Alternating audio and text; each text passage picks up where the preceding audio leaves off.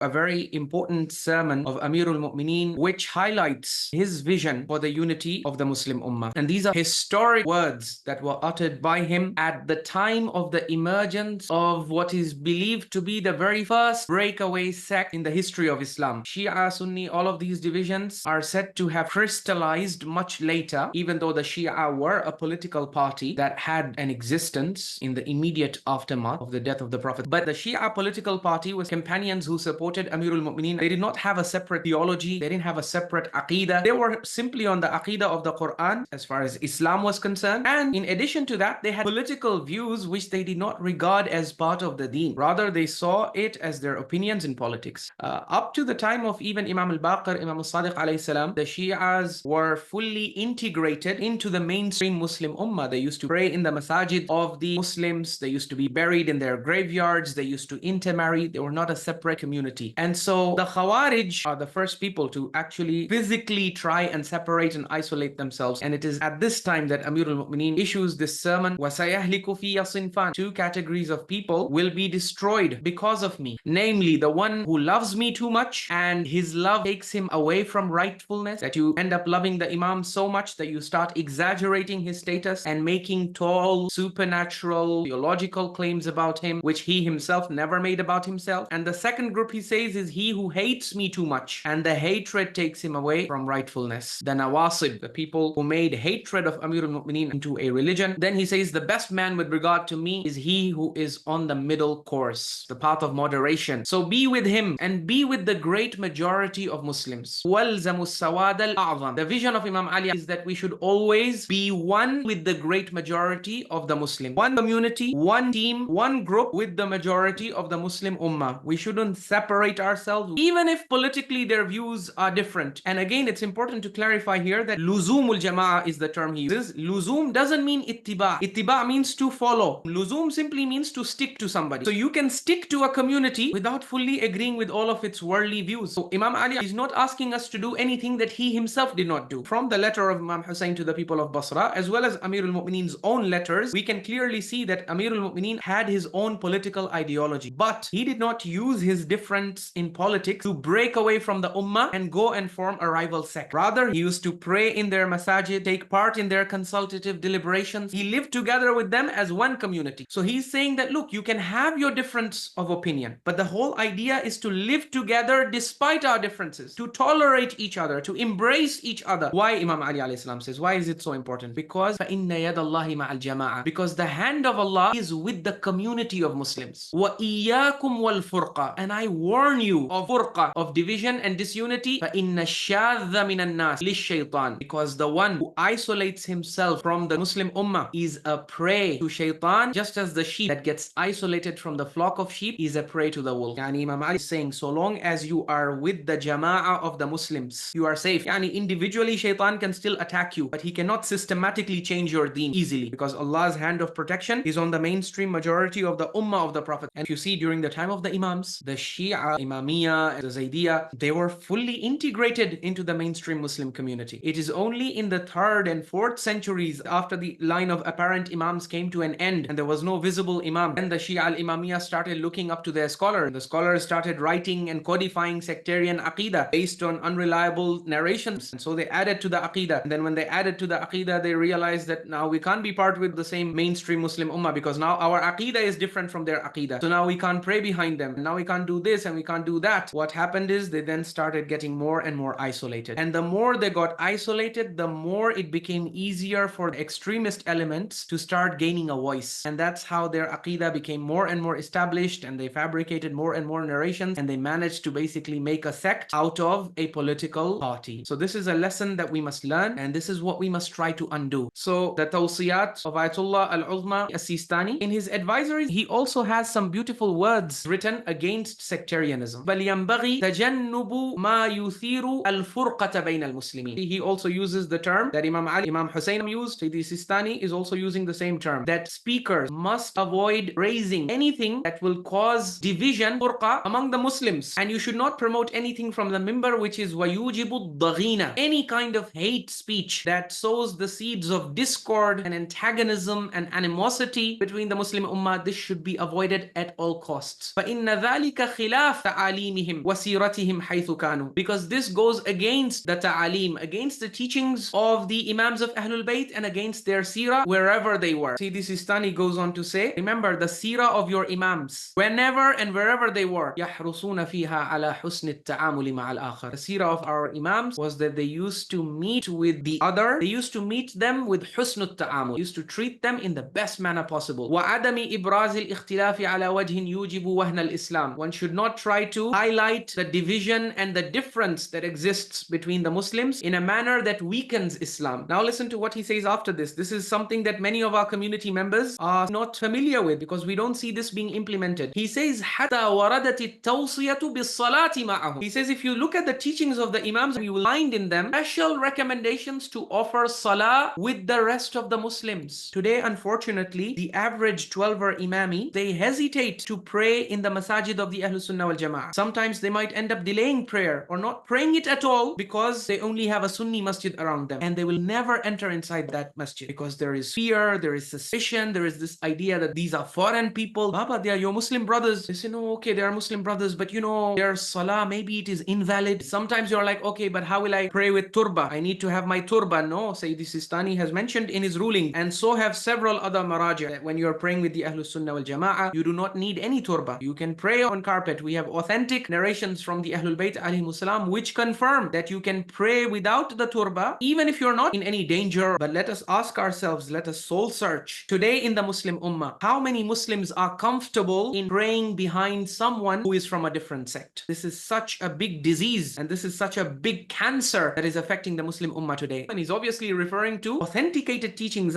He's not one who would promote teachings which he regards as fabricated over here. Last year we shared evidence of Imam Zainul Abidin alayhi salam and how he used to regularly pray Salatul Jumu'ah in Masjidun Nabawi, and how he used to say, نحن نرى الصلاة خلف كل بر وفاجر. We Ahlul Bayt have never stipulated adala or justice as a condition for imamah of salah. No, especially in that time, it was the governors and the rulers who were appointing the imams. So the average lay people have no power to resist. So that's why the imam says, don't worry, Allah subhanahu wa ta'ala is not going to punish you for the unrightfulness of the imam. If you have power in your hands to appoint people to lead prayer, then of course you should not appoint all sorts of impious, evil people. But if this is not in your hand, then just because you fear that he might be sinful or his aqidah might be wrong, don't abandon Salatul Jama'ah just because of that. So this was the guidance of the Imams of Ahlul Bayt. وَرَدَتِ التَّوْصِيَةُ بِالصَّلَاةِ مَعَهُمْ وَحُضُورِ مَجَالِسِهِمْ, to attend the gatherings of the mainstream Muslims. Today within our communities, the trend is only that you attend Shia majalis. Ilm and knowledge is not limited and restricted to one sect. Sometimes you can learn beautiful teachings from attending the masjid of some other school, because the sunnah of Rasulullah, the beautiful teachings of Rasulullah and his progeny are scattered across the ummah like hidden pearls. وَتَشِيعِ جَنَائِزِهِمْ, the imams used to recommend that their Shia attend the funeral and also the sick of the Muslim community without any discrimination. وَذَلِكَ أَمْرٌ مُؤَكَّدٌ. This Sistani says these things that I'm telling you, I don't think he's making them up from his pocket. He's saying وَذَلِكَ أَمْرٌ مُؤَكَّد. This is something heavily emphasized. Attending their funerals, visiting their sick, attending their gatherings, restraining your evil from them, and offering salah with them. وَوَاضِحِ التَّارِيخ بِالنَّظَرِ إِلَى أَحَادِيثِهِمْ وَسِيرَتِهِمْ. This is something very clear and emphasized if and only if you study history. وَمِن ثَمَّ كَانُوا مَوْضِعَ إِحْتِرَامِ الْآخَرِينَ. He says, and this is why the Imams of Ahlul Bayt were so highly revered by other people. You think if the Imams of Ahlul Bayt, if Imam Sadiq alayhi salam had completely cut himself off and isolated himself from the mainstream ummah would never find out about his knowledge. They would never find out about his truthfulness and honesty and integrity and trustworthiness in transmitting the sunnah of the Prophet. That's why you find the narrations of Imam Sadiq are there, not just in Shia books. وَثَنَائِهِمْ. This is why the Imams of Ahlul Bayt received such high praise in the ummah, and this is why people actually bothered to come and seek ilm from the Imams. I hope you get to see how the Prophet, the Imams of Ahlul Bayt, and even the highest level scholarship within the sect, when they write about the teachings of the Imams, you find they admit that yes, the vision of Allah and the Messenger and the Imams was not that this ummah should be divided into sects. I have a question. Can we say that the Shia community just cut themselves out from the mainstream Muslims? Can we say that? It is very clear from our Imami corpus that the Ghulat, it was a very important part of their agenda to try and pull Shia,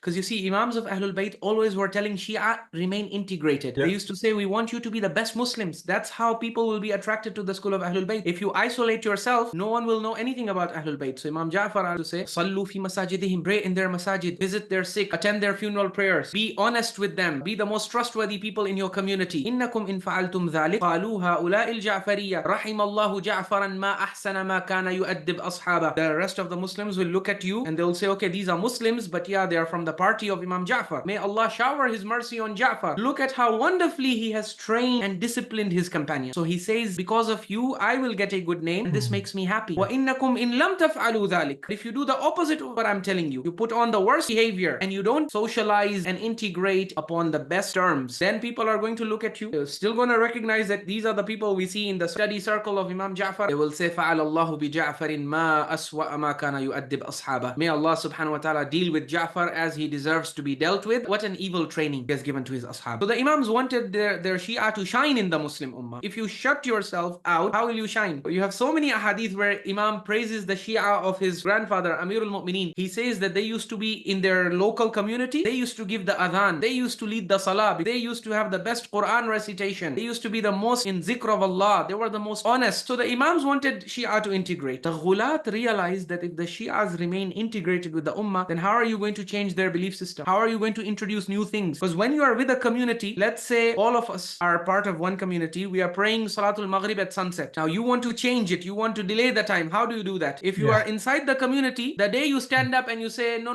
don't give adhan right now, wait for 15 minutes, the whole community will jump on you and say, what are you talking about? But if we take 2-3 people to the side and we fool them that no, the Imam said this to us and you should delay, the way Abu Khattab Muhammad ibn Abi Zainab, Imam Al-Rida says, Inna Abu Khattab afsada ammat ahli al-Kufa. Abu Khattab Muhammad ibn Abi Zainab, the notorious Ghali, he corrupted large number of people in Kufa because he got them to isolate from the mainstream Jama'ah, and he started building a new fiqh for them. And that's why if you study the narrations of Ghulat, you will see, for example, Ahmad ibn Muhammad ibn Sayyar, the inventor of the narration that says the Quran has 17,000 verses. If you look at the narrations and transmissions of this narrator, you will see, for example, he says that in fiqh, if you are ever in doubt in anything, just do the opposite of what your city is doing and what the fuqaha of your city are saying. This is basically how you create a sect. So for example, if let's say in India, everyone is wearing green clothes. Now I want to create my own sect. So what will I do? I will tell them you wear red clothes. So that's how I will pull out my people from the rest of the people. So Ahmad ibn Muhammad ibn Sayyar, this is what he does. He invents narrations, attributes them to the Imams of Ahlul Bayt, and makes the Imams say that everything do it differently from the Sunnis. My respected father narrates how a Maulana was once asked, when I go into ruku and sajda, are my eyes supposed to be open or are my eyes supposed to be closed? Maulana says, I don't remember my teachers ever commenting on what the status of the eyes is supposed to be. But he said, I can give you good guidance on this. Just go and check what the Sunnis are doing. Whatever they are doing, you do the opposite. فَإِنَّ الرُّشْدَ فِي خِلَافِهِمْ. This is invented riwayah. The righteousness is in opposing the Amma and the mainstream. And I'm very happy to see you smiling at this, because if it was a traditional Maulana, he would be like, no, ar-rushdu fi khilafihim. This is a hadith and some scholars have authenticated it. But you see, this is a very dangerous principle. You have to understand, the Ghulat, when they were inventing, the Ghulat never invented a hadith saying Zuhr is 4 rak'ah. Why? The whole Ummah is praying Zuhr 4 rak'ah. Whenever a Ghali will invent a hadith, the aim of inventing the hadith will be to invent a new practice, something that no one is doing in the Ummah. We invent a new practice so that we can isolate the Shia using that practice. So now, once you apply this principle on the Imami corpus, that whatever is going against the mainstream, I will say this is the actual view of the Imam, and I will authenticate it based on this hadith, then you are going to end up authenticating many of the fabrications of the Ghulat, and the actual teaching of the Imam is going to be thrown under the bus. I will end by making reference to the amazing scene of unity in the Maqtal when Al-Hur's army had besieged Abu Abdullah and the time for prayer came. Imam Hussein alayhi salam informed them that we are going to hold prayer now. And Al-Hur at that time was the leader of the army that had been sent to apprehend Imam Hussein. But subhanallah, even at a moment like that, Al-Hur said, no, we are going to pray behind you. And he and the entire army, they prayed behind Abu Abdullah al-Hussein, thereby showing us that Imam al-Hussein alayhi salam, even with an enemy that was supporting the side of Yazid, Imam Hussein alayhi salam did not cut them off, because Imam al-Hussein had this universal and inclusive mission. So he invited everyone and they all had salah. The army of Yazid and the army of Imam Hussein, they prayed together. So you can see how Imam Hussein was not about distancing his enemies, but rather he was trying to bring them to guidance, to the fold of unity with the Ummah. May Allah give all of us the tawfiq to internalize this vision and act it out, so that we can be the catalyst for this Ummah becoming more united, and for the hearts to come together, and for Allah subhanahu wa ta'ala's favor to be completed upon us through this means.